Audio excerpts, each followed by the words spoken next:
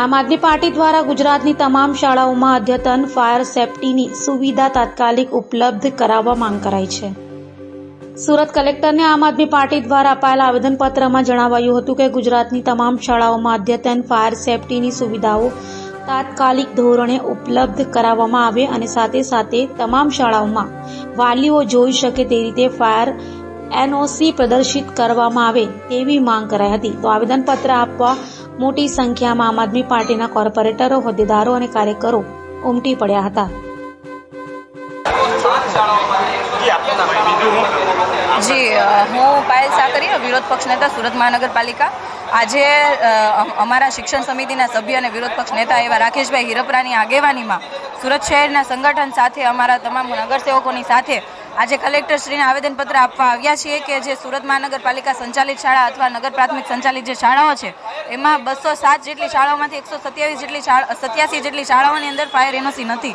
તો આ તમામ શાળાઓની અંદર ફાયરની જે સુવિધા છે, ફાયર સેફટી છે એ કરવામાં આવે અને સાથે સાથે ફાયર એનઓસી આપવામાં આવે। જ્યારે આપણે બીજા લોકોને કહેતા હોય, પ્રાઇવેટ એકમોને કહેતા હોય ફાયર સેફટીની વિશે અવેરનેસ લાવતા હોય, પરંતુ જ્યારે સરકારે જ પોતાની સરકારી શાળાઓની અંદર ફાયર સેફટીની સુવિધા નહીં આપે તો આ બાળકોના ભવિષ્યનું શું?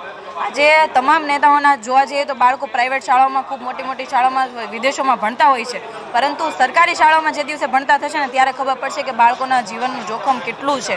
કેમ કે જ્યાં સુધી ફાયર એનઓસી નથી એનો મતલબ એવો થાય કે ફાયરની કોઈ સેફટી નથી અને એના કારણે આ જીવના જોખમે બાળકો ત્યાં ભણી રહ્યા છે। આમ જોવા જઈએ તો આપણા રામ ભરોસે આ બાળકો ભણી રહ્યા છે। સુરતમાં અવારનવાર આગની દુર્ઘટનાઓ હોતી હોય છે, જેમ કે તક્ષશિલા કાંડ હોય કે પછી બીજી કોઈ આગની દુર્ઘટના હોય, હંમેશા લોકો મૃત્યુ પામતા હોય છે। તો અમારી એટલી માંગણી છે કે ફાયર એનઓસીની તમામ શાળાઓની અંદર ફરજિયાત ફાયર એનઓસી છે તો ખરા અર્થમાં ફાયર એનઓસી આપવામાં આવે। પ્રદેશ મહામંત્રી આમ આદમી પાર્ટી ગુજરાત, અમારી આજની માંગણી છે ફાયર સેફટી બાબતે।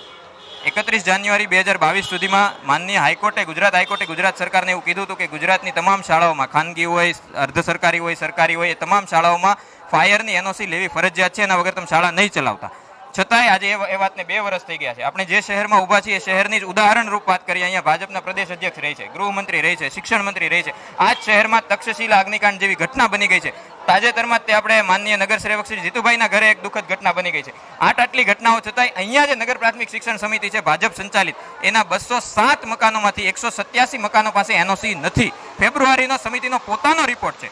બીજું કે એક બાજુ એ લોકો શાસકો એમ કહે છે કે અમે ફાયર સેફટીની સુવિધાઓ આપી દીધી। તમે ફાયર સેફટીની સુવિધાઓ આપી છે, તમને એનઓસી આપવામાં શું તકલીફ છે? શા માટે શાળાઓને એનઓસી નથી આપતા? સુપ્રીમ કોર્ટની, હાઈકોર્ટની ગાઈડલાઈનનું ઉલ્લંઘન શા માટે કરો છો? તો આ તમામ મુદ્દાઓ સાથે અમે આજરોજ માનનીય મુખ્યમંત્રીશ્રીને કલેક્ટરશ્રી મારફતે આવેદનપત્ર આપવા માટે આવ્યા છીએ।